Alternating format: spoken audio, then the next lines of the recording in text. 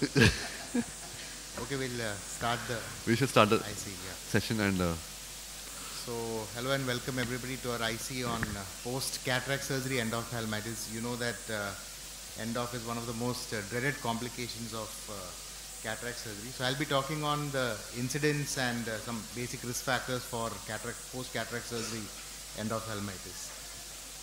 So incidence is currently declining due to better identification of the risk factors. Now we know a lot of risk factors which can cause post-cataract surgery endophthalmitis. And due to better surgical technique changes, even we require small incisions. We are doing phacoemulsification with 3.2, 2.2 incisions. So that has even caused a reduction in the incidence of endophthalmitis. And also better sterilization protocols, use of horizontal autoclaves, and that has also caused a reduction in the incidence of endophthalmitis. So if you look at the pathogenesis, we know that an insulting agent or an organism, due to its virulence or its capability to cause multiple vascular changes, vasodilatation, increased permeability, and thereby due to the release of their digestive enzymes and toxins, they cause progressive infection with secondary manifestation. So that's what causes endophthalmitis, and it's more in a host with a poor immunity or an immunocompromised host. So if you look at the incidence of endophthalmitis, the global report is 0.02% to 0.26, and acute post-cataract surgery endophthalmitis in India is around 0.04 to 0.15%, and of those who are culture positive is only 0.02 to 0.09%. That's again in India. This is from a South Indian study which covered the like a multicentric study which was done in 2017, which covered all these aspects. So if you look at the organism spectrum, the fungal infection accounted for 2.7 to 70%, and it was mostly from North India, and gram positive infection was 37.6 to 6.4, and gram negative was 24 to 43%. So if you look at the classification, that endoph can be classified into two types. One is exogenous, endogenous, and then on the mode of presentation. So it can be acute, subacute, and chronic. So acute endophthalmitis, the most common organisms are staph, streptococcus, gram-negative bacilli. Subacute is staphylococcus epidermidis, which is normal commensal of the lids. And chronic is by propionibacterium, coagulase, negative bacteria, and even fungal can have a delayed onset of presentation of more than 6 weeks. So again, post-operative endophthalmitis, multiple organisms can cause. Fulminant, that is less than 4 days, that's acute. Gram-negative, most common is Pseudomonas aeruginosa, Streptococcus pneumoniae, and staph. And acute, 5 to 7 days is coagulase negative, staph epidermidis. Fungus can present but extremely rare. For example, Candida. And even chronic or delayed for more than 6 weeks, it's either propionibacterium, fungus, aspergillus, or Candida. So if you look at the microbiology profile, multiple studies have been done on post-cataract surgery endoph, and the most common bacterial species which has been isolated is staph epidermidis, which is a normal commensal of the flora, and the more virulent one is the Pseudomonas aeruginosa. And when you look at the common fungal species, in the North India it's usually aspergillus, and in immunocompromised patients you find mostly Candida species. So what are the risk factors? So it can be classified into three: systemic, local, and intraoperative. Systemic is an immunocompromised patient with diabetes, on steroid therapy, patient with rheumatoid arthritis, or another source of a septic foci in the body. That's mostly a cause of endogenous, but that itself needs to be treated first before you do a cataract surgery, before you perform a cataract surgery, and avoid getting a risk of infection. So local causes can be chronic NLD obstruction. You need to treat the dacrocystitis before you go in. You need to check the rhoplast, blepharitis, canaliculitis. All the ocular surface infections need to be treated first. Conjunctivitis, contact lens needs to be removed and followed by at least for 1 or 2 weeks, followed by cataract surgery. Ocular prosthesis in the other eye needs to be cleaned. The other hand has to be removed before you plan a cataract surgery. And also intraoperative, prolonged operating time, wound dehiscence, touching the iris, a bigger wound, vitreous loss or vitreous coming at the vitreous wick syndrome, retained lens matter, contaminated instruments and solution, all these are risk factors for causing endophthalmitis. And even those who have had traumatic cataract with a penetrating injury, proline IOL haptics, contaminated IOLs and viscoelastics, and also sometimes it depends on what type of surgery you are doing. So the smaller the wound, the lesser the chance of having endophthalmitis. So yeah, these are some of the causes: chronic NLD obstruction, prolapse of iris through the wound, or a non-properly sutured wound, then wound dehiscence or infection of the wound, and also we can proline haptics can also cause proliferation of the organisms onto the IOL and lead to endoph. So there is another entity called cluster endophthalmitis, which is even more dreaded. So its occurrence of endoph much higher than the local incidence pattern, or occurrence of 2 or more cases of infections at a time, or occurrence of repeated post-operative infections under similar circumstances. That is with the same surgeon, same staff, or same operating room. So multiple endophthalmitis incidences happening with the same surgeon in the same OT. So anything more than 2 happening at the same time in a period of a short span of time is termed as a cluster endophthalmitis. And here the sources are a little different. So it could be surgical intraocular instruments due to irrigating fluids, dyes and viscoelastic use, the surgical environment, the air from the OT, and contaminated phacoemulsification machines are the potential sources here. So here the most common isolated and causative organism are gram-negative, and most common one is the Pseudomonas aeruginosa, although other bacteria have been reported. So these are often associated with nosocomial infections, and they are the ones which lead to more of cluster endoph outbreaks, and they're exogenous in origin, that is from outside the body, and sometimes even post anti-VEGF injections can cause cluster endophthalmitis if the whole batch is infected. So Pseudomonas aeruginosa endoph is usually extremely virulent organism and causes dense presentation of the endophthalmitis. As you can see, they lead to more of conjunctival congestion, chemosis, corneal edema, corneal infiltrate, and even on the B scan you can see they present with a dense vitritis with a retinochoroidal steel thickening. So it accounts for approximately actually 1% of the culture positive cases, and the incidence is around 8 to 34% in cluster endophthalmitis. So due to its elastase and exotoxin production, they cause severe intraocular damage and globe distortion. And they are also very difficult to treat because they have multi-drug resistance sometimes, even to fluoroquinolones, aminoglycosides, piptas, ceftazidime. And report over a 10-year period, they cause visual and anatomical outcomes are poor despite the early treatment. So there are multiple reported cluster endophthalmitis in India over a period of from 2003 to 2012, and you can see the most common isolated organism is Pseudomonas aeruginosa, whereas some other organisms like Enterobacter and also Klebsiella have been reported. So this is another study, so where there's a cluster endophthalmitis was reported, and this was with extracapsular cataract extraction as well as phacoemulsification, and they all presented. And here again, the most common organism isolated was Pseudomonas aeruginosa. So from Arvind, they had reported even acanthamoeba cluster endophthalmitis, a case of series of 5 patients who after undergoing a routine phacoemulsification cataract surgery presented with corneal ulceration and infiltration with severe pain and chemosis. And all of them had undergone penetrating keratoplasty after the treatment for the acanthamoeba, which was isolated and it was seen on the confocal microscopy.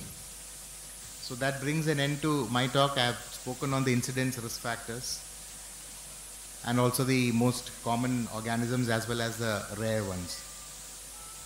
Thank you. Discussion later? Yes. What was the cause of the acanthamoeba cluster endophthalmitis? When you went back and saw it? Yeah, so the cause of was the infected, the improper sterilization from the autoclave. They had a vertical autoclave, and then that was the cause of the cluster. And that was actually, when they referred all these 5 patients, only 4 of them they came to us, and 1 had gone somewhere else. So of the confocal microscopy of the floor, all of them they were found to have trophocytes. And when we went back and asked the previous hospital as to what was the cause, they said it was the improper functioning of the vertical autoclave which they had. Any questions? Perfect. Thank you very much. Thank you.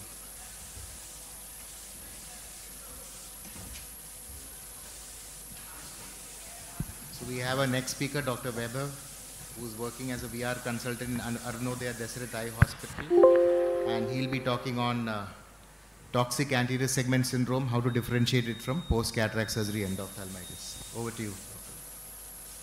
Thank you very much. This is an interesting session for those who are going to be here. I think it's going to be something which is going to be more of a real life, real world update so that we learn something from this 1 hour journey. So before diagnosing endophthalmitis, it's important to differentiate from TAS. There are certain key important elements. So TAS or toxic anterior segment syndrome is something which is acute and sterile. That's what we should know. It happens immediately post-operatively and it's an acute condition. There is basically inflammatory reaction in the anterior segment, and that is what is the differentiating feature. The vitreous is normally not involved. And the surgery is uneventful most of the times. So it can happen with multiple anterior segment surgeries, but the important thing is that it mostly happens sporadically, but there are also a cluster of cases, and mostly it's underreported because a lot of practicing surgeons, just a little bit of inflammation post-surgery, they don't document it and they don't report. And that is the major concern that happens, because it's very important to document and inform your fellow colleagues, because they also might be using the same batch of IOLs or viscoelastics. So finding the culprit is very important, because though it does not seem to be as severe as endophthalmitis, but you can lose the endothelium and you can lose the eye as well. So there are a lot of long-term outcomes, which, I also was surprised after reviewing TAS literature. So Arvind showed a study of having only 60 eyes out of 26,000, which is quite a miraculous less amount, but I think they were well documented, 0.22%. So toxins, bacterial endotoxins, contaminants, intraocular medications, your dyes, viscoelastics, the preservatives in any of the chemicals that you're using inside the eye, the residual or rusting of the surgical instruments, the packs that you're using, the ETO, if it's done properly or not, disinfection during cataract surgery, the pH value, the osmolality, the chemical composition, the improper cleaning of surgical instruments, and over cleaning or under cleaning can cause any of these problems. So these are the common things: the cleaning, sterilization protocols, reusage of instruments, which we commonly do, the intraocular substances that are used in the eye, the surgery related issues or medication like viscoelastics, the anti-VEGF injections, iodine that you're using, whether it goes into the eye or not, and in IOL related contaminants that we know of.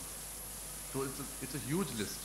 So it's sometimes very, very important. It may be difficult for you to pinpoint and trace back what the cause could be for TAS. So it's an inflammatory cascade which leads to cellular toxicity. So basically the important thing is there is breakdown of the blood aqueous barrier. So there is flare, there is cells, there is fibrin, and there is breakdown of the endothelial junctions with loss of barrier function, which leads to corneal edema and decompensation. So the endothelium and the trabecular meshwork bears the brunt.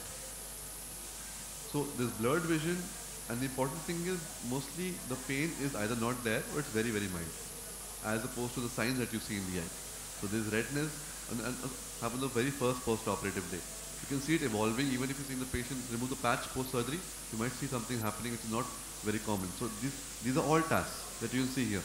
And so sometimes looking at the last right picture, you can it looks like endophthalmitis. There's a huge hypopyon there. What it means to, so that it's not necessarily a hypopyon indicates it's endophthalmitis. So conjunctival injection, chemosis, and the important thing is, if you see limbus to limbus corneal edema and SK or edema, that mostly indicates it could be TAS. So it's not always, but it's something which is something you do, because endothelium is got damaged and it's more of a diffuse involvement of the endothelium there. So keratic precipitates. The important thing is the pupil could be fixed because there could be IOP rise and there could be ischemia of the iris, and severe anti-segment inflammation, fibrinous reaction, as well as hypopyon formation. So ASOCT could give you a picture, but most importantly, see the fundus if you can, see the glow, and do a B scan if you can't see it. That's very important. You must rule out vitreous involvement, because the vitreous is involved, treated not as TAS but endophthalmitis.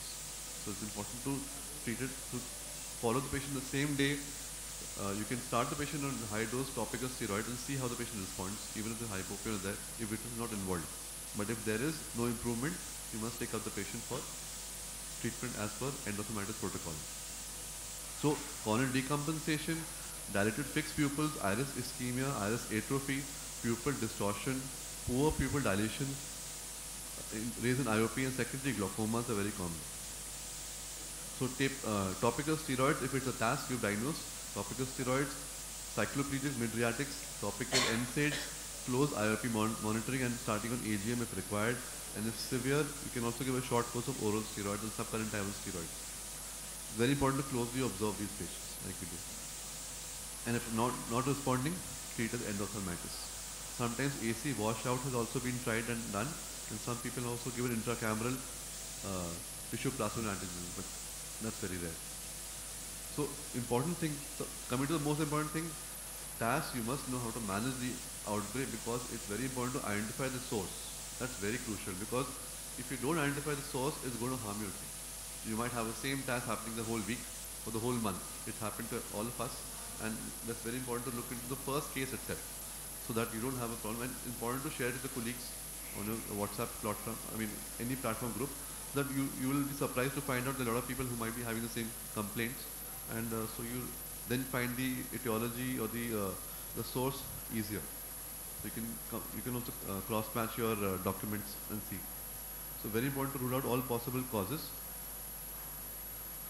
And the most important slide of this presentation is the key difference between TAS and endophthalmitis. That's very important. The pain, severity, the time it occurs mostly, and the amount of corneal edema that you're having, how the pupil responds, how the iris is, and also the limitation being only in the anterior segment while not involved in the vitreous cavity is important in differentiating between TAS and endophthalmitis. Endophthalmitis, as we'll be seeing through in other presentations by a esteemed panel and speakers, we'll have other different important signs that we see. You'll have corneal infiltrates, you'll have surgical site infections, you might have gaping wounds as described very well by Dr. Shishir, and AC exudates is not the similar one. It's not an inflammatory hypopion. It seems to be a more of an infective nature. And you have also AC exudates and exudates around the IOL, which could be also important sign when to differentiate endophthalmitis. So very important, sometimes you might not see anything in the vitreous cavity, but you might see peripheral vasculitis. Peripheral vasculitis is a very important sign that we normally also see when we give an anti-VEGF injection the next day, because that could be an early sign of endophthalmitis as well. Acute post-op endophthalmitis will be covered, and so I think most important thing, rebound iritis is also an entity which is because of lack of proper post-operative anti-inflammatory medication or coverage. Maybe the patient is not compliant enough, but maybe sometimes you just need to rethink, do a gonioscopy. You might see some amount of retained lens matter in the angle, or the iris, the haptic just touching the iris. So the optic could be out of the edge of the plexus. That could be a simple thing causing this post-op endophthalmitis. So just be careful in those important things, and that should be. So the take-home message: the same patient, you see the picture, how it improved steadily up to day 8. So keeping your composure and following basic principles will get you out of trouble and make your diagnosis more clear. Thank you. Thank you, Dr. Weber. Any questions? I wanted to ask our panel that what is your protocol for managing TAS? Like suppose from the NTA segment you are referred a case suspecting ENDOF, then how do you go about it? You want to take it? Huh? No, exactly. I think you must be very sure it's TAS. That's the most important thing. And then your management remains topical steroids. Normally I put it on every 15 minutes steroids or even half an hourly steroids initially, call the patient in the same evening, see how the patient is responding. If the patient should improve by that time, there should be some improvement to show that you're, to confirm a diagnosis. In case by the next day also there's no improvement, hypopion stays the same, then most likely it's not going to be TAS. Most likely it will be endophthalmitis. So you must take up the patient and treat the patient, take the AC tap vitreous biopsy and give intravitreal injections. depending on the... Important thing is, I think we should admit the patient and Yeah. keep him close observation. Do not Exactly, right. let go the patient, because if they come back after a week with even more fulminant presentation, it will be difficult to operate or inject maybe. Yeah. We might have lost the eye by then. So here you should involve the VR surgeon and also get a B scan, which will clinch your diagnosis and make sure that absolutely that it is TAS and differentiate it from endophthalmitis. Kshitij wants. I have had a small percentage of patients who post cataract surgery have had a quiet AC but mild to moderate vitritis, which has responded well to topical and oral steroids in a matter of 5 to 7 days. So what entity could this be, and have you come across any such patients? I think there's something called toxic posterior segment syndrome as well. Yes. But if anybody has knowledge about that, please you can highlight. My close relative had undergone cataract surgery somewhere, and they had developed vitritis kind of picture post-op 4th or 5th day. He had consulted 2-3 people in the city, and they all had advised him surgery. Then he went somewhere, I think to Madurai or somewhere, and he was treated as what sir said, post-op inflammation, posterior inflammation. And he was kept on steroids, and the inflammation subsided, and he did not require any intervention. Treatment. So it is about judging, appropriately diagnosing the case. You might go in early, but that might not be the answer to it. Good.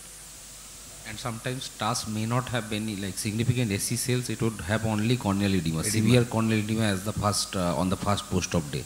So these cases are high chances of corneal failure, like needing penetrating keratoplasty or endothelial keratoplasty. So that has also to be kept in mind, because similar things happen.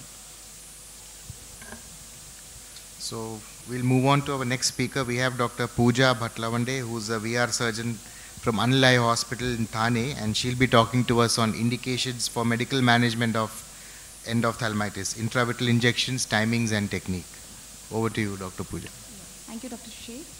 So medical management of post-cataract endophthalmitis. Before beginning, I would like to reiterate what Dr. Sethi said, that not to lose your composure. It's a very disheartening picture to see this in the post-operative period, but some people might tend to panic about it and make a few calls to a VR surgeon.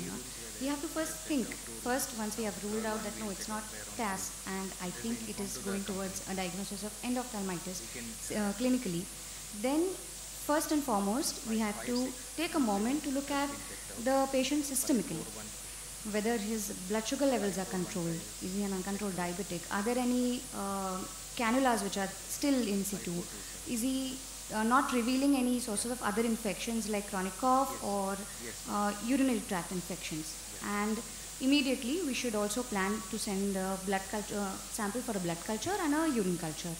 That is of prime importance before we start any further systemic antibiotics.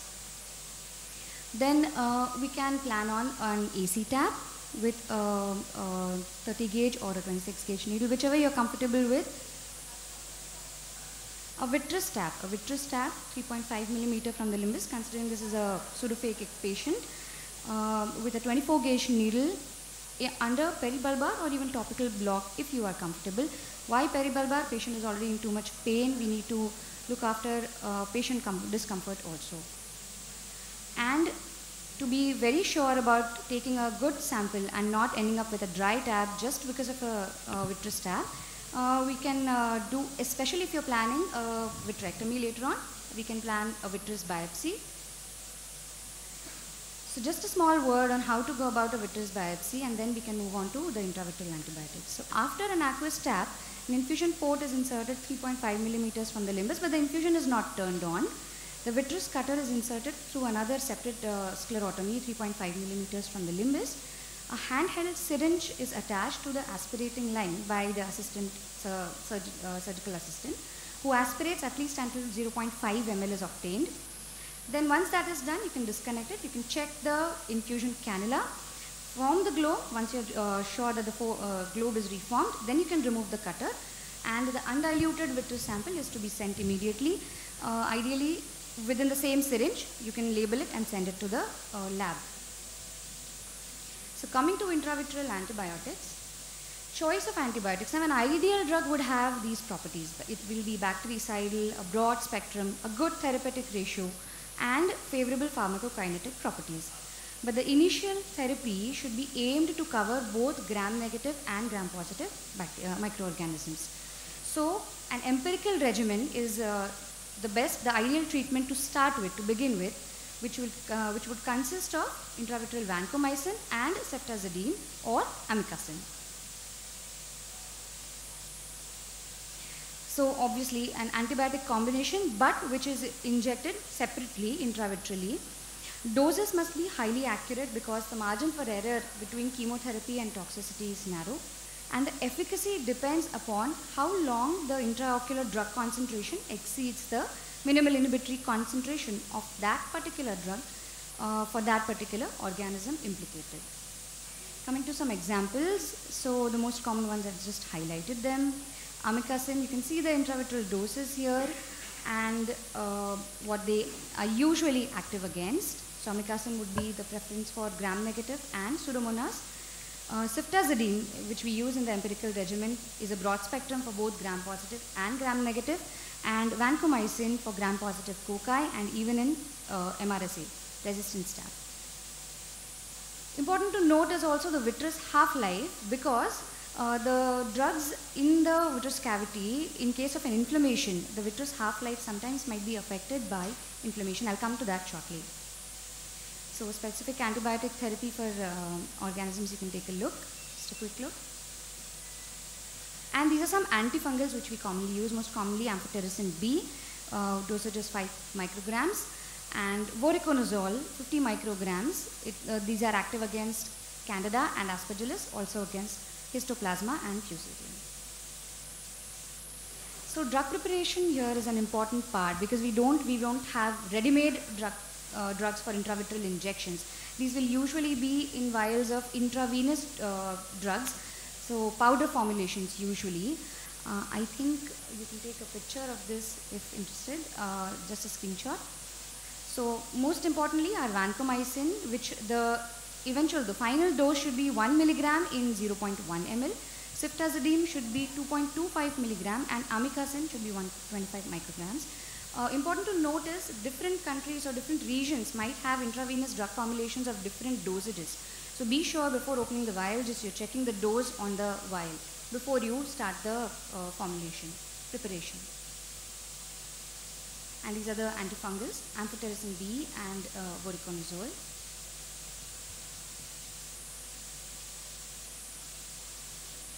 Some other antibiotics which may be needed in case the sensitivity report shows guides us towards their usage.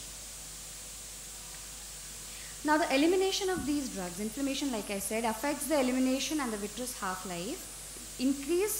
So inflammation increases the elimination of drugs that are eliminated from the anterior route, like cephalosporin, like vancomycin, which are passively removed from the anterior chamber, and inflammation decreases the elimination of drugs which are eliminated by RP, like cephalosporins. So this can also affect their effective vitreous half-life.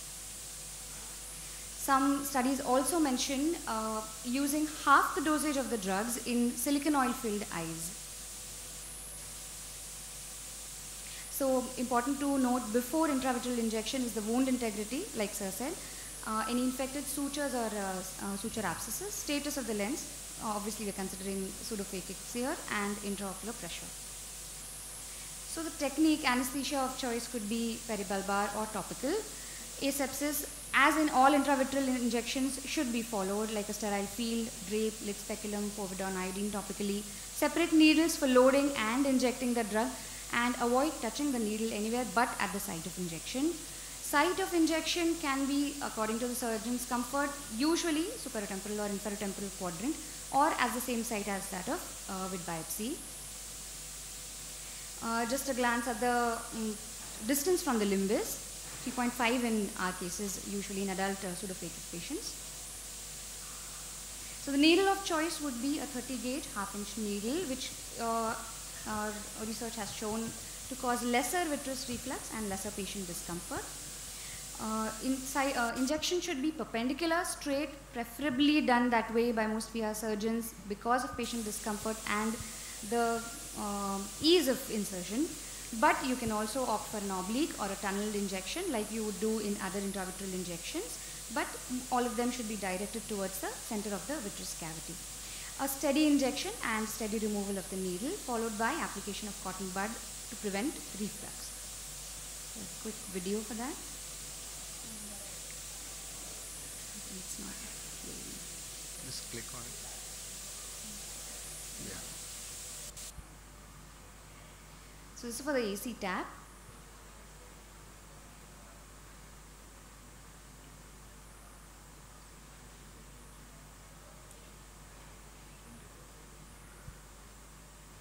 And then the vitreous tap. And you can see the cotton pledget placed to prevent reflux.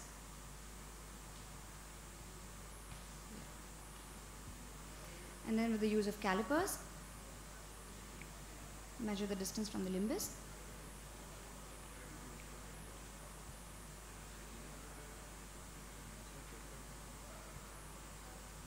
Followed by straight stab entry, what we call, into the vitreous cavity. So repeating injections, decision to repeat intravitreal injections based on clinical improvement, severity of endophthalmitis and fulminance of the organism. Can consider repeat injections 36 to 48 hours after the first dose, and 7% of the endophthalmitis vitrectomy study patients received a repeat intravitreal injection within 36 hours. The repeat injection should be aimed at optimizing the duration of drug to reach above the MIC and not higher drug concentrations or higher drug levels. Frequent repetition is better than aiming to reach higher doses of drug, which might cause toxicity. Repeat injections, whenever possible, should be guided by culture and sensitivity reports. Other parts of the medical management, just a quick look at the topical antibiotics. These are fortified drugs that we can use: 5% ceftriaxone, 5% vancomycin, and 1.3% tobramycin. Systemic antibiotics, although they do not achieve good vitreous levels normally in inflamed eyes, in aphakic or vitrectomized eyes, they are seen to achieve good levels. So sorry, just a moment, just last slide. Severity of endophthalmitis and surgeon discretion obviously play a role. Aim to give the same antibiotic as the intravitreal, and oral or intravenous antifungals have shown to be act as good adjunctives. Role of steroids, again, fungal endophthalmitis should be ruled out, and intravitreal dexamethasone 0.4 milligram in 0.1 ml can be injected. Thank you.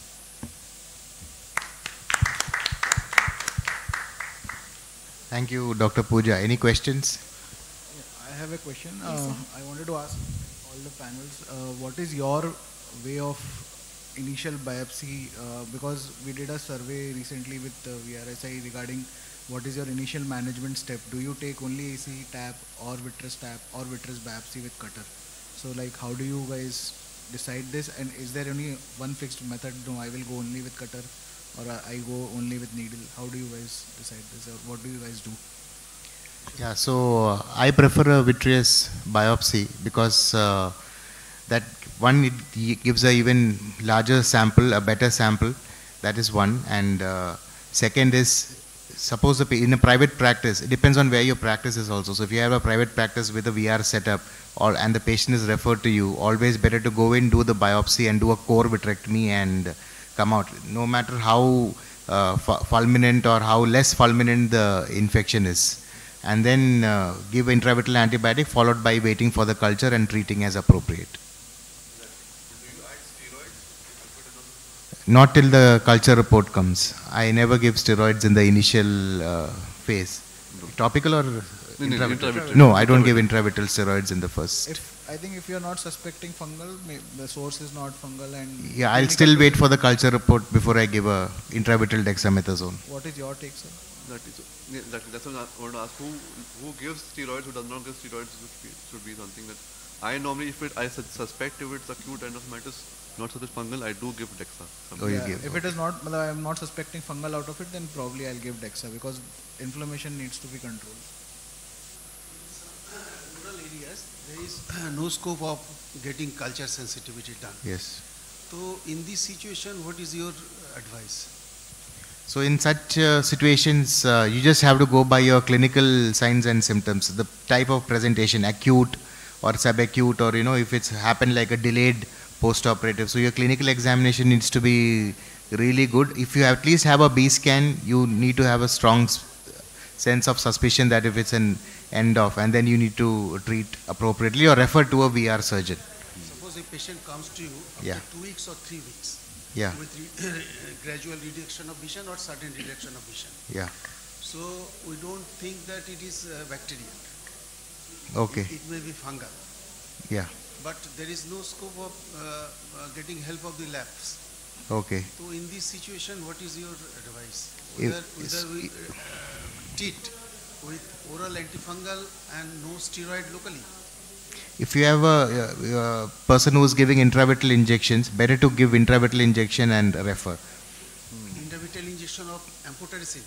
No, not amphotericin. Amphotericin is not very easy to acquire and to make. You need ringer lactate to mix it with. So you can give voriconazole along with the Vanco and ceftazidime. So, but no steroid. No, no steroid. So any late and the reaction is less, Yes. coming after 2 or 3 weeks, Yeah. we have to add intravitreal antifungal also, Yes. Yes. without any steroid and refer.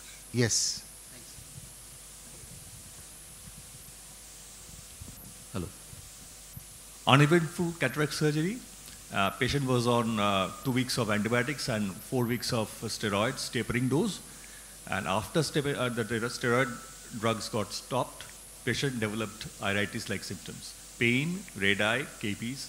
So is it iritis or delayed endophthalmitis? And what will be the treatment? So there again you'll have to see your posterior segment, the view to the posterior segment. Is there a glow? Can you see the disc? Can you see the third order vessels? And also whether you, on your B scan, you need to rule out a posterior segment involvement. So if posterior segment is not involved, you treat it like a recurrent iritis or a post-operative uveitis and start the patient on treatment with oral steroids. Now, whether the decision to take a culture or a vitreous stab depends on how what your B scan is showing. If it's absolutely clear, I don't think a vitreous stab or anything is required. We can directly start the treatment with steroids. And if the patient is not immunocompromised, not a diabetic, you can even think of giving oral steroids. Okay, So, thank you. Thank you. Yeah. Any other opinion from? Yeah. I wanted to ask, sir, if Yes. Also in such cases, get an OCT of macula, because many such cases will have some amount of cystoid macular edema. Yeah. uneventful surgery, sir, then why was the patient on oral steroids? Topical, sir. Topical steroids tapering. Just actually I have to know that what is the can be done by for panophthalmitis or endophthalmitis after cataract surgery, and because we often see the cases, the how to revive them, is there any remedies? How to revive after endophthalmitis prognosis. Correct.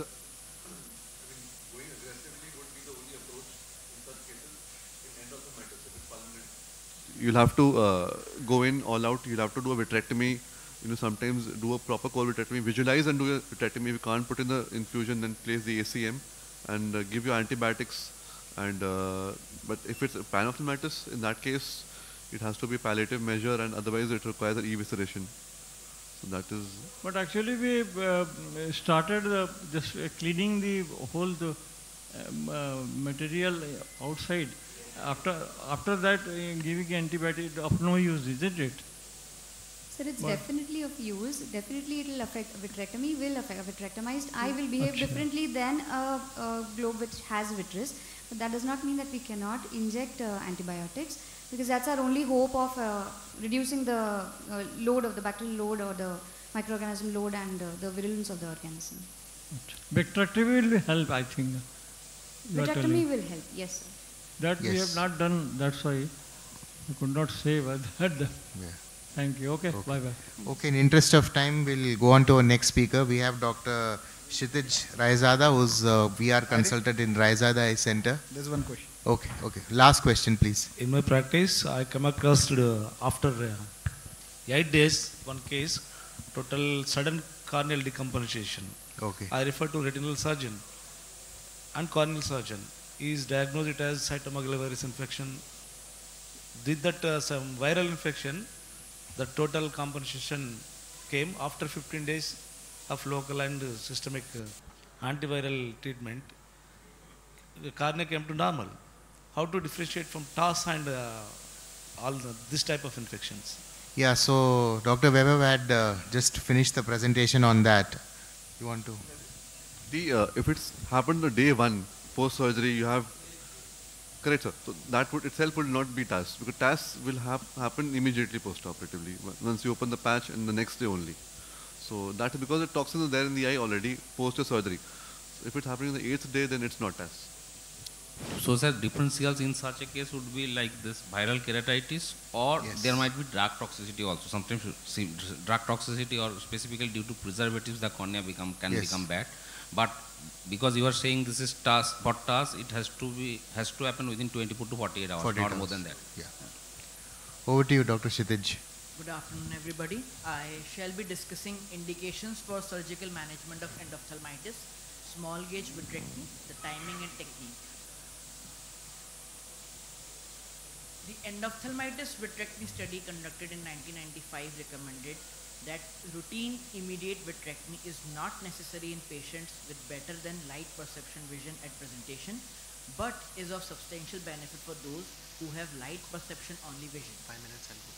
The EVS did not require that the vitrectomy be thorough, removal of all vitreous including the creation of a PVD.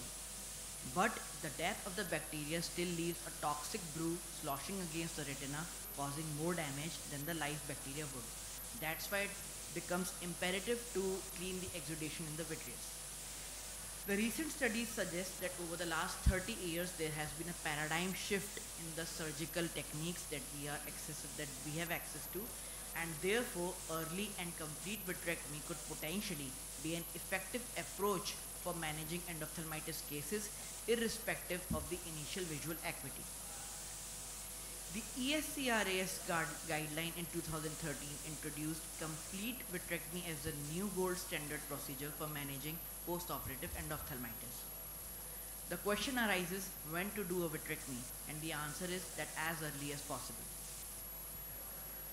So this is a case of a post-cataract surgery endophthalmitis.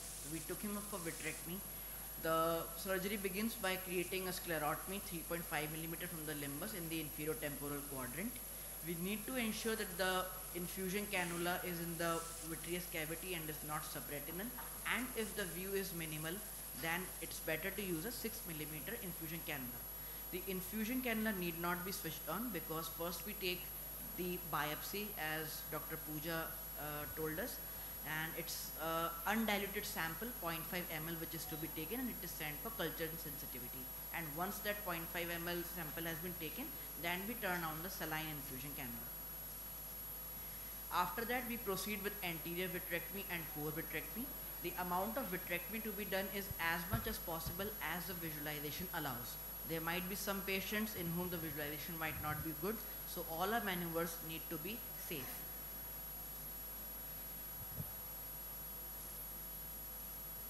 Most of the patients have a pre-existing posterior vitreous detachment, and our attempt to create a PVD should be very gentle. And if we feel that the manipulation is strong enough, then either the silicone oil need to be injected, otherwise only air can be left and the eye can be closed. So this is our patient who presented with post-operative endophthalmitis. Pre-op vision is PR inaccurate, and post-vitrectomy he landed up with 624 N6. Another patient, PR accurate at the time of presentation, improving to 69 parts N6 after vitrectomy. This another patient with hypopyon post-operative endophthalmitis, PR inaccurate at presentation, early vitrectomy, and patient improving to 612 N6. The choice of tamponade after performing a vitrectomy in patients with endophthalmitis should be decided individually at the discretion of the vitreoretinal surgeon. If you feel that the manipulation hasn't been too much, then we can leave it either with just the saline or with fluid air exchange. And if we feel that there has been a lot of manipulation and there is chance of recurrence, then it is better to inject silicone oil, because silicone oil not just provides tamponade but also acts as an anti-inflammatory agent inside the eye. So in certain cases there is a fibrinous membrane over the pupil which precludes the view of the posterior segment. So in such cases, it's imperative that you make a side port, maintain the anterior chamber either a AC maintainer or just with viscoelastics, and peel off the membrane either by using a Utrata, or it is easier using a max grip or end grasping forceps of the retina. And once the view of the anterior segment is clear, we can proceed with vitrectomy.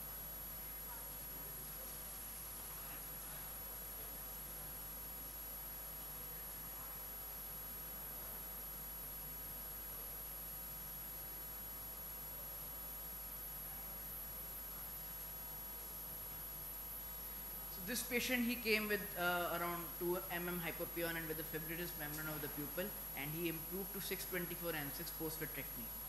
So now what to do in these cases in which patients have hazy cornea and they preclude whatsoever view of the posterior segment. So we are left with no choice than to do a tap and inject.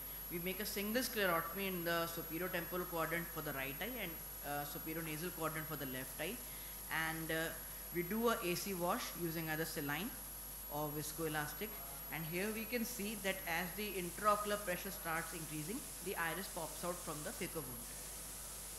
So here we start doing a vitreous tap.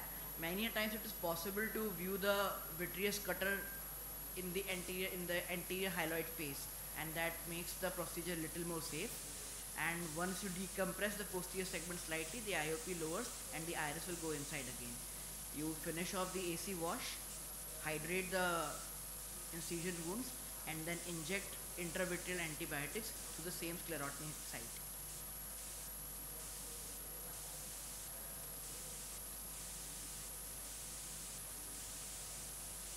This way we can see that the IOP is fine and intravitreal antibiotics have been given after doing a vitreous biopsy. One of these patients who had a cloudy cornea at the time of surgery, we did a tap and inject, and from PR inaccurate, he improved to 618 N6. But this patient required 2 interventions, one of that of tap and inject, and 3 to 4 days later when the cornea had become clear, we did a complete vitrectomy, and post-operatively he was 618 N6. This is a young chap, 22-year-old boy, history of hospitalization for acute appendicitis, and 1 week later he came with diminution of vision in his left eye, PR accurate, and he had endogenous endophthalmitis, and surprisingly he had some amount of blood sticking to the anterior capsule of his lens.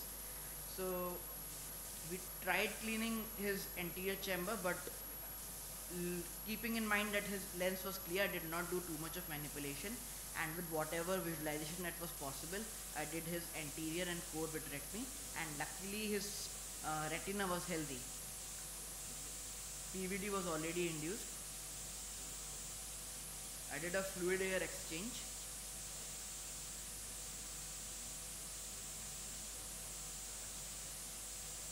Followed by oil injection. So this patient, over a period of 1 month, he improved to 624. We can see that the retina underlying is almost healthy. This is a young carpenter. He had injury by a wooden shrapnel, and he had a corneal laceration repair done elsewhere, and then referred to us for management of endophthalmitis. PR inaccurate at the time of presentation. I tried cleaning his anterior chamber by making a side port entry and then maintaining the AC using viscoelastic and trying to pull off the membrane using an end grasping or max grip forceps, but I wasn't really successful. I tried doing a cataract surgery, but because of the trauma, there was 180 degrees zonular dialysis. So I decided to sacrifice his lens, and I began with lensectomy, so as to permit me a view of the posterior segment.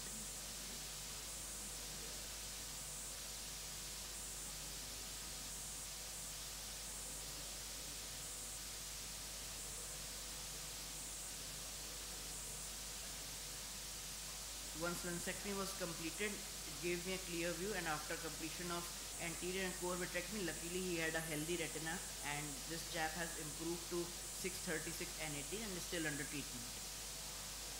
And silicone oil was injected inside the eye. Another patient of traumatic endophthalmitis, counting finger at 2 meters at the time of presentation, improving to 612 N6.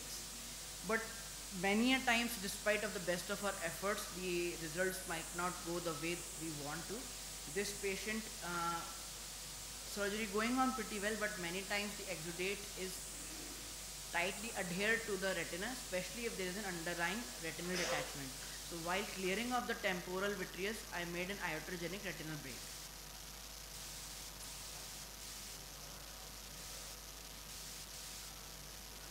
So here we need to realize that we should not be reckless and overzealous while doing vitrectomy, and all our movements should be guarded.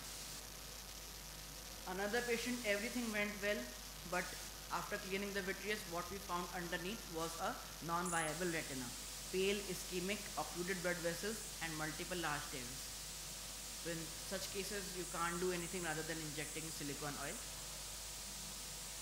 Another disappointing case, 76-year-old female, diabetic, and had history of admission in the hospital for acute pyelonephritis, immunocompromised, diminution of vision in both eyes for 2 weeks, both eyes PR inaccurate. We diagnosed her with bilateral endogenous endophthalmitis, and I took her up for bilateral simultaneous pars plana vitrectomy under extremely guarded visual prognosis. But unfortunately, we could not provide any visual benefit to the patient, and the only relief we could provide to the patient was that of relief in pain. Thank you.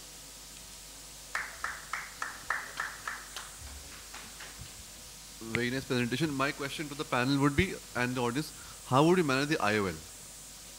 In post-cataract endophthalmitis, when it's there, would you plan to, in which scenario would you like to explant the IOL, and in which scenario would you let it be there? Most commonly it's not required, the removal of IOL, but if it is not responding, like some cases do develop after you have injected once or twice, then you have done PPV, it has again come back. And sometimes the bag itself is, you will see that in the periphery there is exudate, or some, even after doing posterior capsulectomy, you are seeing that the exudates are all everywhere, and after at least one vitrectomy procedure, they just come back again. So if it is coming back after 2 or again and again it is coming back, then most likely it is a time to remove that. And also the virulence of the organism, what is there, that is also another consideration. Dr. Sometimes there is permanent collection of suppurative material in the crevices of the bag.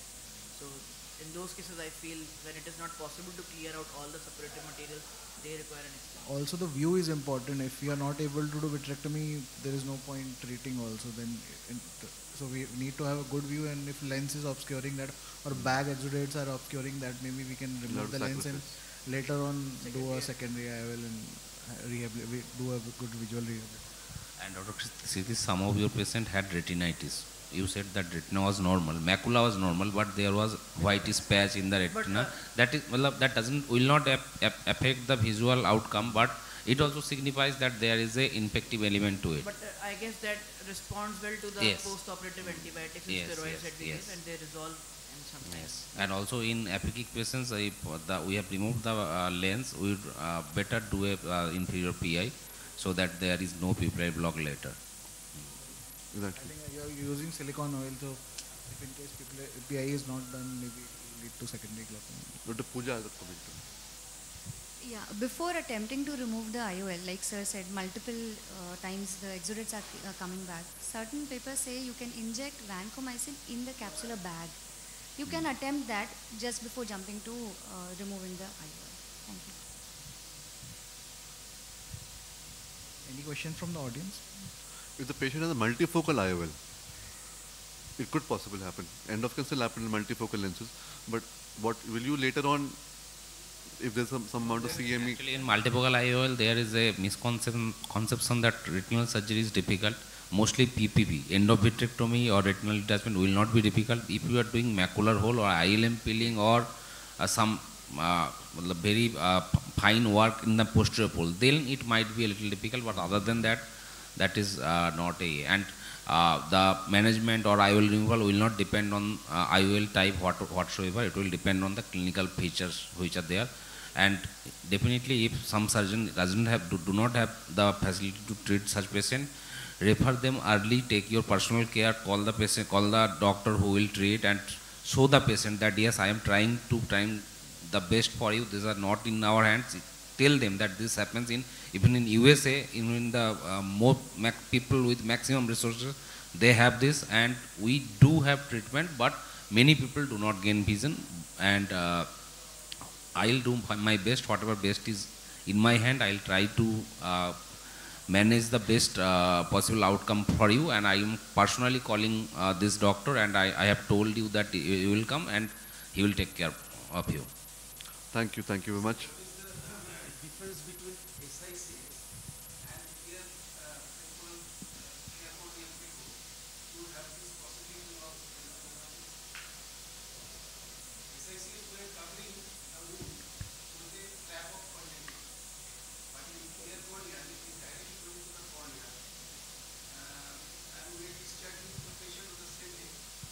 It all depends upon the way the patient is maintaining his or her hygiene, and I don't think so there is any clear-cut site might not relevance which site might not have a role. Size of the incision does have a role. And post-operative hygiene is what really counts. How the infection? What is the source of infection? Source of infection. If it happens intraoperatively, then the site.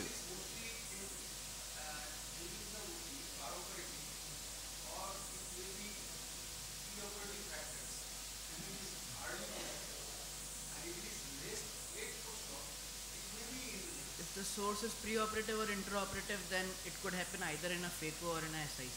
Same, sir. There is no difference reported in either. The differences are reported, but it is not convincing. Like there is, as of now in clinical practice, we do not see like this SICS is having more or phaco is having more. This doesn't like work like that. But definitely, if there is wound leak, there is iris in the wound, vitreous in the wound, in both the scenarios, then these cases are at high risk. And patients with PCR have a high risk of endophthalmitis, which has been proven by many studies. And also Aravind Eye Hospital, they had huge data around 6 or 12 million eyes.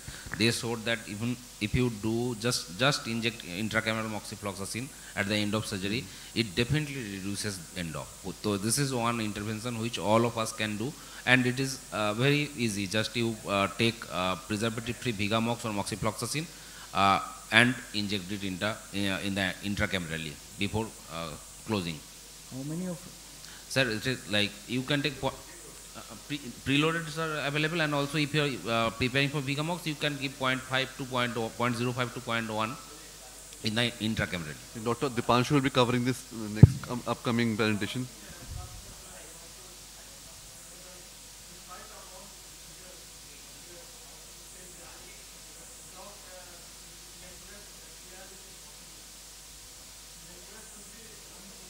Inaccurate PR doesn't necessarily determine the prognosis of endophthalmitis, because there might be toxic optic neuropathy because of the toxins.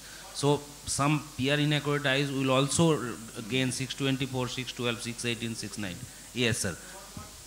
It's PL loss. No it is PL eye, sir. It's best to.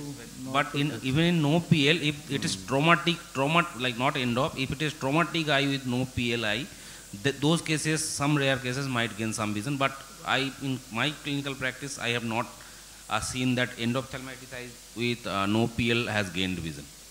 One important thing is that when you are saying that patient is deteriorating, if you are an anterior surgeon, you just tell the patient clearly, these are possible medical legal cases, you do your best, you send them to the person who can manage, so to the vitreoretinal surgeon. Do not keep them with you. Yes, it is so sometimes patient is also little lost and he might not give the vision correctly, but that should not determine. In interest of time, sir, can you move it? Okay. Thank you. Thank you. Dr. Dipanshu is here. He will be presenting on the perioperative guidelines on how to prevent endophthalmitis. Very important for us. Good afternoon, one and all. My topic is more or less been covered by previous speakers, so I'll keep it brief. So basic definition of post-operative endophthalmitis has already been taught. It's nothing but inflammation of the ocular coats secondary to an infectious source. And incidence of post-operative endophthalmitis overall has been around 0.05%, and most commonly it is due secondary to Staphylococcus species. And we need to have pre-operative, intraoperative and post-operative measures to prevent this endophthalmitis. Apart from what has been covered, prophylaxis basically not only involves topical drops or post-operative drops, but when the patient presents to you, you should look at the patient in general.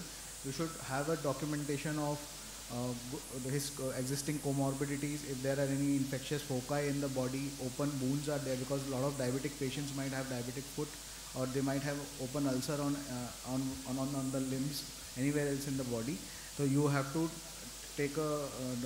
make sure that you document that, and only once that foci has been treated, then only you should take up the patient for surgery.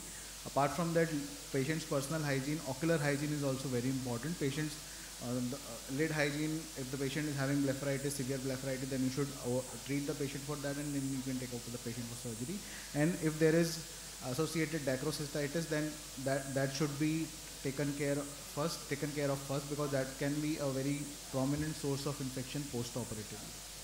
Apart from that, pre-operatively you can start the patient on topical antibiotics.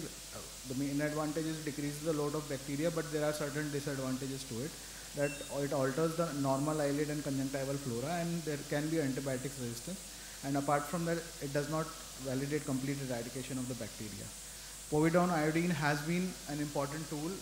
I feel personally that is a very good drug which can be started pre-operatively, and it has category 2 evidence in reducing endophthalmitis. 90% of the bacterial load reduces. It has minimal toxicity, and it has a powerful antimicrobial effect, and it penetrates the cell wall of the bacteria and reacts with amino acids and nucleotides, and it leads to disruption of cell protein synthesis. If you have to use it over skin, you have to use 10% drug, and if it's over the conjunctiva, it has to be 5%. Coming to some intraoperative measures, the aseptic precautions, you need to be very careful about it.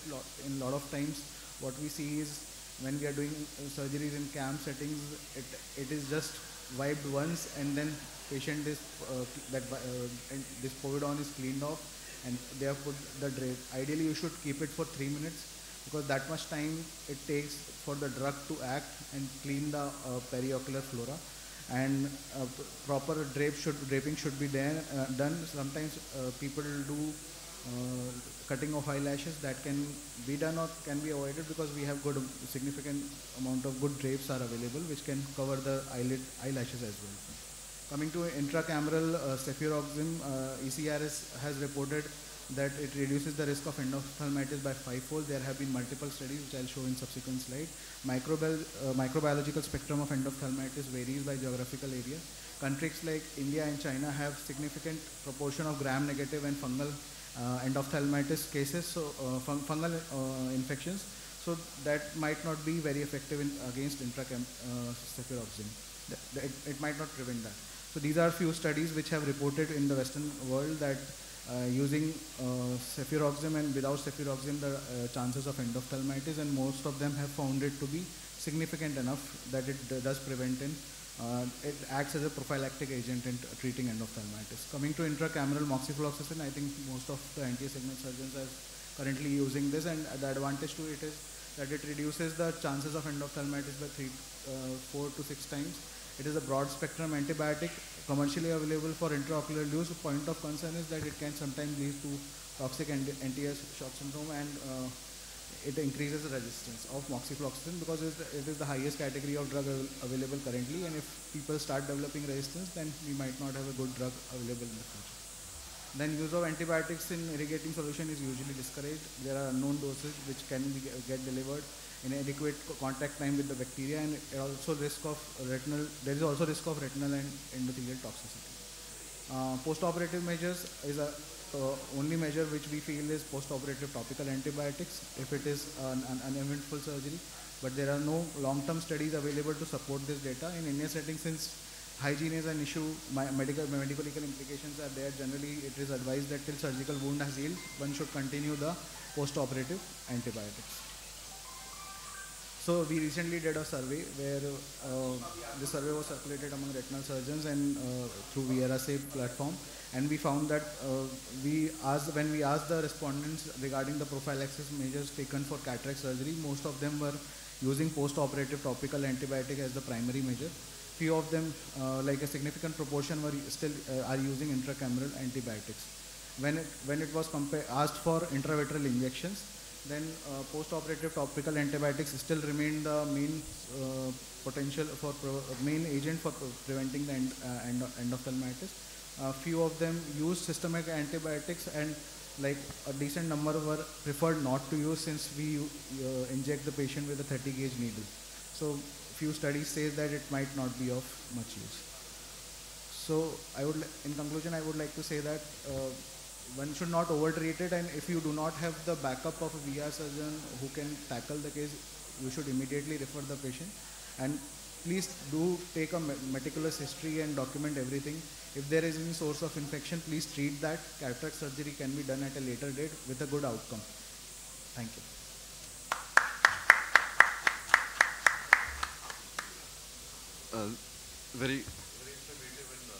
Very informative and interesting talk, Dr. Dipanshu. While Dr. Kaushik takes the podium, the common question is that the intravitreal injections, what is your protocol? Do you give antibiotics after the intravitreal injections or no? After intravitreal injections, do you give post-operative antibiotics? Topical. Earlier, like when I was fresh from fellowship, I had given it for a period of 2 years. Now I have slowly reduced giving topical antibiotics after intravitreal, because a lot of studies have shown that it might not be of much use in preventing the. What is your take? How long are you giving? For a week, not more than that. Yes, even if I give it for a week. I think in India it is legally not safe to not give topical antibiotic after any intervention. So doesn't matter what research says, what book says, whatever judge will say, that will be final. It might not have anything related to justice or fact, but whatever they decide. And also what your other colleagues, what is not written in book, but your other colleagues think is standard practice. If they think this is the standard practice, then you should go by their way. So most of the people obviously are using topical antibiotic drops after cataract surgery, any ocular intervention including intravitreal injection. So I do not think it is a good idea to avoid post-operative topical antibiotic in India. Also in USA they are doing this. There are many of people, they do not see even the patient. They will tell the patient, I have given you injection, you come back after one month and take the injection, take the scan, and will inject it on the same day, and you might not even have to give preoperative moxifloxacin also. So these in USA, etc., they are practicing this, but in India and in USA they are giving intravitreal injections in office, which are clean. They just clean and drape and give the injection in the OPD itself. So these are not possible in India. Dr. Sethi, what is yours? Do you give? No, exactly. So this is agreed, because my practice, I normally do not give post-operative topical antibiotics, but yes, I think the question here arises, are you safe medico-legally? And that is where the next stop is very important for us to understand as cataract and VR surgeons. Though we might be doing the correct thing, because the medical guidance do suggest it's not necessary to give it. And more amount of microbial resistance comes up if you keep giving. Also, I feel molecule is very important. Even but if won't betadine help us?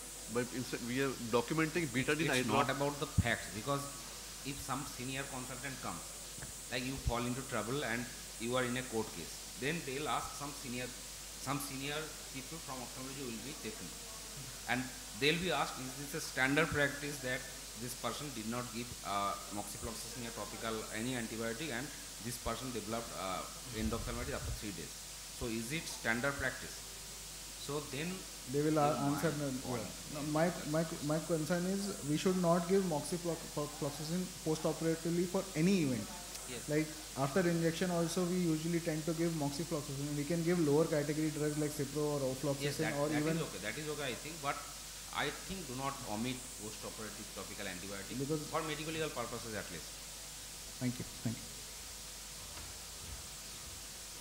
So Dr. Kaushik is here, and the last but the most important talk, which we have all been waiting for, is the medico-legal aspects. How many of us will go to jail if we do the wrong things? Welcome everyone to Kolkata, and I thank AIOS for this opportunity. So I thank you all, and I think the City of Joy has been pleasurable to you, and the food has been great. And I'll just discuss what are the medico-legal importance of endophthalmitis. important judgments in endophthalmitis, what are the guidelines we have, how to prevent endophthalmitis and medical legal cases, and how to respond if I have received a medical legal notice. So why are medical legal, why is it important? Because ophthalmology is a very safe branch. People do not die on table, but this is one thing in which people can lose vision. This is one of the rare causes in which people can lose vision, and we are trivializing cataract surgery. We are saying, yes, you come, this is a small surgery, this is a minor procedure, you will get operated, after 15 minutes you will go to your office and you will do your work. And medical legal, why this problem happens is because of the perception of the patient. What you do doesn't matter. If you are doing ethically, you are 100% ethically correct, doesn't matter.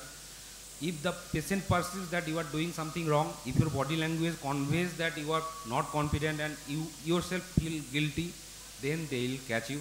And there are multiple areas, multiple consumer courts, and the penalty can go more than 10 crores. So you have to behave and show the patient that yes, you are trying your best, and you give under promise and over deliver. Do not tell that yes, I am putting multifocal IOL, you will be able to see for both distance near and there is no complication, it is risk free. It is not true, and as a allopathic practitioner, you cannot guarantee that everything will be successful, and it is illegal also, do not say. And definitely counsel, sit with the patient, do not give the task to a non-medical person, sit with them and talk with them what they want. Most of the time, if people are planning monofocal and they'll say, I am not seeing for near. Sir, मेरा तो पहले अच्छा दिख रहा था. So that is because they have not been explained. And there are few colleagues who actually, they tell the patient and they also write on paper, like this colleague of mine who told the patient, like in some patient, he wrote that explained about post-op complications done elsewhere. It is implying that somebody did complication knowingly. So this is a double-edged sword, and we should avoid such things. This is professional jousting. So if we search endophthalmitis, we have around 54 judgments, and this is one important judgment. Multiple cases developed endophthalmitis at Joseph Eye Hospital. 61 eyes lost vision, and it was pseudomonas endophthalmitis. The problem was in the fluid. So what did Honorable Court do? They said that the hospital had no approval to run. Consent to operate was not taken from Pollution Control Board, and the maintenance of operating room was not correct. Anesthetists were not there, pharmacists were not there, and post-operative lab tests were not there. Ringer lactate, which had infection, the Honorable Court said that they had no problem with that, and they gave a penalty to the hospital. So this is how our judgment is delivered. And this is a previous case in 1989 in Khurja. 84 persons in Khurja and 15 in Moradabad, they lost vision due to endophthalmitis, and they were provided some monetary relief, and this led to the formulation of our newer guidelines. So this is another case in which this is not post-operative endop, but this patient developed endogenous endophthalmitis, and the person got 35 lakhs of compensation, despite doctors had given the correct treatment. So medical board by NAMC and Delhi Medical Council both told that yes, the standard procedure was done, but the court decided to give the penalty. So there is another case. We are using Avastin day in and day out. The makers of this drug, Rossi, they do not want to us to use it intravitreally because they have similar drug, costlier drug for the same thing, and it is off-label. So this in this case, again the court hold that this the hospital and the doctor to be responsible, and the rupees 5 lakh of penalty was given. And this penalty, sometimes this will, if the judgment takes long time, 6 years or 12 years, this will, the interest in geometric progression will be added. That means it can like take your 1 year or 5 years salary. So this is very important. We need to remember that we need to follow the guidelines. The code doesn't see what you are doing, it sees the paper. So this has been published by AIOS task force. We need to mention everything like preoperative evaluation and rule out systemic infection, ocular infection, periocular infection. Random blood sugar should be less than 200, fasting blood sugar should be less than 140, blood pressure 160 by 95. If there is systemic disease, get a physician clearance. Topical antibiotics are preferable. So consent should be given. AIOS has its own consent. We have Bengali consent also. In Marathi also we have consent. Conduct procedures and syringing, etc. Do not do that. Operating microscope is needed. Yes, people have operated in camps without operating microscopes also. So do not compromise on safety of the patient. So povidone is one thing which is proven to prevent endophthalmitis. So use that to clean the periocular skin and also the conjunctival sac. This is important, many people are not doing, but we have started doing this. Note and document the batch number of irrigating fluid, viscoelastics and other things, disposables which are being used, and attach it to the file. And instruments, keep a register of the autoclave and ETO. Chemical sterilization is to be avoided because it causes TAS, and disposables should be, do not reuse gloves, etc. And in case of infection, take the patient and relative into confidence, rule out cluster infections and investigate the source. OT protocol should be reviewed, initiate prompt. These are very important. Initiate prompt management, show the patient that you are trying your best, and send to higher center, be in touch with the treating doctor, make your records, do not manipulate the records, make sure the records are correct, and seek help from your professional colleagues, and also involve your senior colleagues and take their opinion and inform authorities. So this intravitreal Avastin it is a curious scenario. Our government actually banned intraocular use of this following intravitreal following endophthalmitis, cluster endophthalmitis. It was in around 2015-16. So Avastin is still the drug which is maximally used in USA. But in India, our legal facilities and etc., they actually banned this thing. And the Ross, the company which makes this, they are again and again saying that you cannot use this.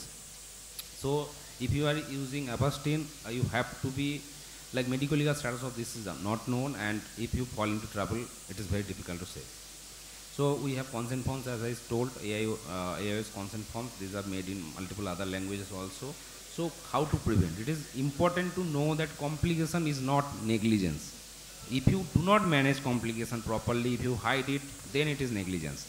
You have to prove to court that you are following standard guidelines and you have provided prompt management. If you are not able enough or not skilled enough to treat that, you have referred them in time, and you have actually taken your personal care to do that. Do not overpromise, and inform consent and get it signed. Instructions when patient should present should be at least visit at least one day, 3 day and 7 day. At least first day and 7 day, please please see the patient. Do not blame or criticize. Do not say that yes, this doctor has done something bad or this thing. And your body language and your work should convey that you are trying your best. So this is, and also just as I told that consider your colleagues as your sisters and brothers and try to maintain hold the ethics and etiquette. So how to respond? It can come to notice can come from various places. It can come from patient, lawyer. If you have got it from patient or lawyer, it is not necessary, not mandatory that you have to need to respond to that. You might not respond also, but Medical Council of State or India, in West Bengal we have this Clinical Establishment Regulatory Commission.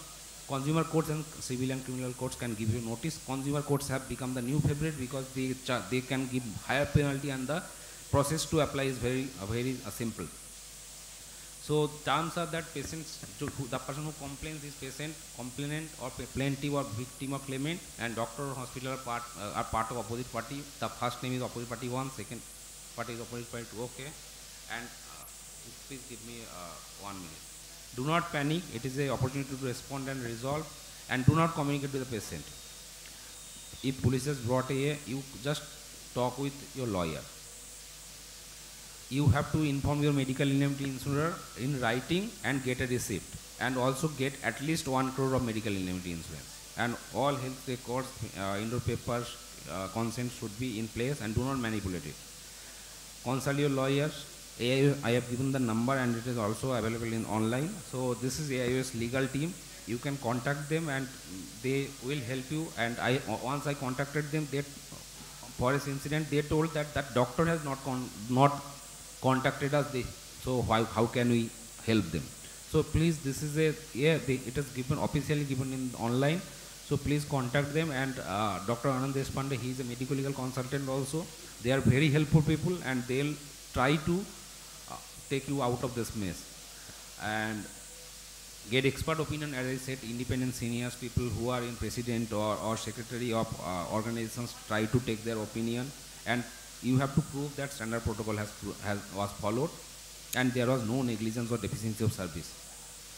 So reply point wise, and this can help you. And my take home message will be, use standard protocols and manage promptly. If you cannot manage, refer it immediately, maintain records, and commit to the patient that yes, you are trying your best, under promise and over deliver. And if there is a legal issue, consult your lawyer before talking to anyone. Do not talk with the patient. Thank you. And I acknowledge the help of my legal court team, Dr. Arti Heta, Dr. Kipansu, and Dr. Sayantan. And we have had multiple YouTube sessions on medical legal aspect. People interested can scan this code, and this leads to the EOC YouTube handle, in which we have had multiple webinars on aspects related to ophthalmology. Thank you.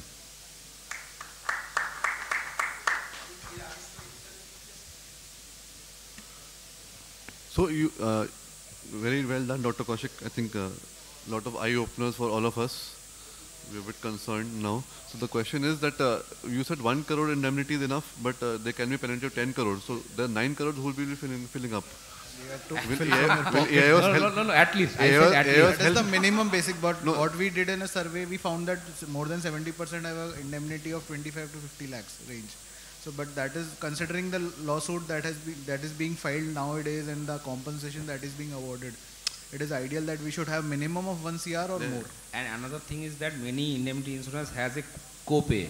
You have not seen it, is around, it might be a discuss 5% in detail the plan. So co-pay means AIOS will pay the rest, right? I am saying, if you are close enough with them. You have penalty is 10 lakh, there is co-pay of 5%, that means 50,000 you will have to give. On 10 lakhs he is saying, if it is 10 crores, so you can multiply. Sir, any 1 year or any one accident or incident, ऐसे है. So 1:1 ratio is the ratio which is preferable, and at least 1 crore. Sir, एक से ज़्यादा it will include. If the ratio is 1:1, it will include. If you have taken for 1 CR, one incidence they will cover maximum to 1 CR. If there is a second incident, then again they will have a coverage. If there are 2 incidents and both of them come under 1 crore, that will also be included. Maximum yes. If it is. Sorry, this is. I'll say go with the West Bengal, like various state societies have their own association with certain insurers. Contact with them. That is best. And OSWB has its own insurance. I have taken that group insurance. No. Yes, we in OSWB we have ICICI Lombard. So the actually point is the premium is very low, and I have not contacted anyone who had gotten into trouble and have been benefited by this. We have to actually see whether this will work if we fall into some trouble. So that I do not know, but the premium is very interesting, very slow, and I think all the people, even the junior ones who are seeing patients, if you have to get at least 1 crore of indemnity. And as I said, the justice can take time. If it is 10 years, they will add interest to the penalty. If it is 1 crore, then 6% in geometric progression. It will be another 1 or 2 crore. So basically, immediately pay the amount in the first day post-op if you find endosylmitis. You will save money. Said, no, it is individual insurance only. There are some group insurance in which the group has like 15 crore or 30 crore as a OSWP group. This in this is an individual insurance only. In certain places they have group insurance and they have told that all the members have a maxi, like family floater plan in health insurance, that if anything happens, the company will give the group like 10 crore or 15 crore. But that is not a good idea, because if this happens, then multiple people are getting sued at the same time, then the balance which is remaining for you might be very low. Also, Individual insurance.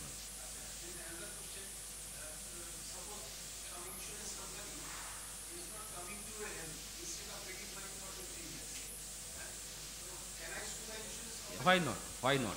Sir ये this is important. ऐसे मैंने बोला ना कि आपका notice आया है तो आप इमीडिएटली मेल कर दो उनको कि मुझे नोटिस आया है, या कोई even not notice, if you see that somebody has put some notice in your legal in your website page और गूगल रिव्यू की ये डॉक्टर ने बहुत ये किया, I make a case against it और something, you just take a screenshot and send them that I have received this and this might go into some legal issue, please note this and please send me an acknowledgement that you have received it.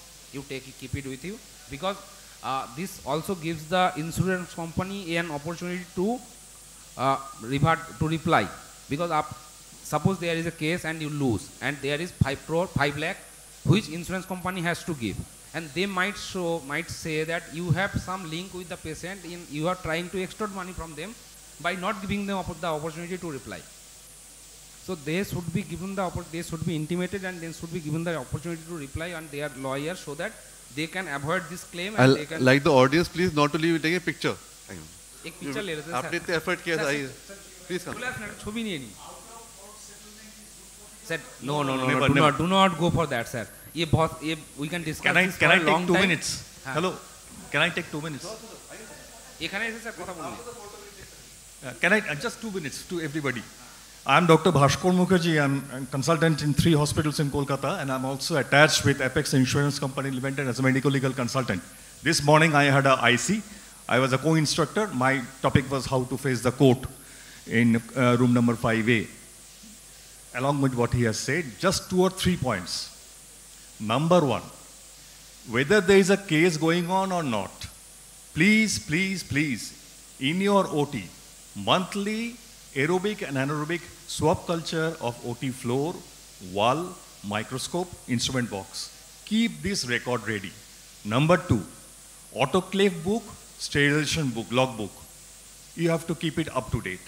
Signed, time, date, by the whichever person is doing it. These 2 things please keep in mind. Regarding Avastin, I have owned this case twice at the State Commission, State Consumer Court for my foundation. Twice I have saved my foundation in Avastin case, Avastin related endophthalmitis 2012 case. It is there in the Googles, Naresh Shah versus Nihar Munshai Foundation, you can find it. And West Bengal Regulatory Commission, that is only for doctors practicing in West Bengal. There the advocate is not allowed to speak. There you have to face. I have faced my foundation there as in arbitration process, and they usually look after the logistic part of the complaint, not the medical legal part. They refer it to the medical council. I've also worn in the medical council and also in the apex body RIO. Things are serious, but not that grim if you keep your records clear, because court goes by records, not by any sentiment. My patient, the patient who had endophthalmitis related complication after Avastin, used to come to the court like this, in dark glasses to gain sympathy. I was 6'12". He claimed himself to be legally blind. He was not legally blind. That I proved in the court. So things are difficult, but not that fearful. Do your job correctly and admit your complication, but always fight negligence. You admit that I had a complication, but I immediately referred. We had a complication. My surgeon, I won't name him, he stays in Konnagar. He came on the we had the call at 10 p.m. in the night. The patient is having red eye and pain. So next morning, it was a Sunday. I came from Beleghata to Baliganj, and he came from Konnagar to Baliganj. We opened the OT and did intravitreal, and gave intravitreal. So that we tried, we saved patient. So it can be done. It's not that tough. But things are like this. But keep your records clear. I am working for Apex Insurance Company Limited, AISL. It's a pan-India company. I usually get phone calls and WhatsApp messages mainly from Rajasthan. UP, Gujarat. One doctor in UP, I won't name the doctor, name the hospital. When I told him, have you got this autoclave logbook? What is it, sir? I have to take the photograph of my own institution. I have to send him. This is the protocol you make it. And please don't give a new brand khata to the court. Court will understand this is a brand new autoclave book. We have sort of camouflaged it. So that's how we are not maintaining. And doctors are basically very egoistic. What I'm doing is correct. So that is not the way. You have to learn, update yourself every time, and you have to fight it. So thank you. Sir, let's have a group photo, sir. Chole asun, please.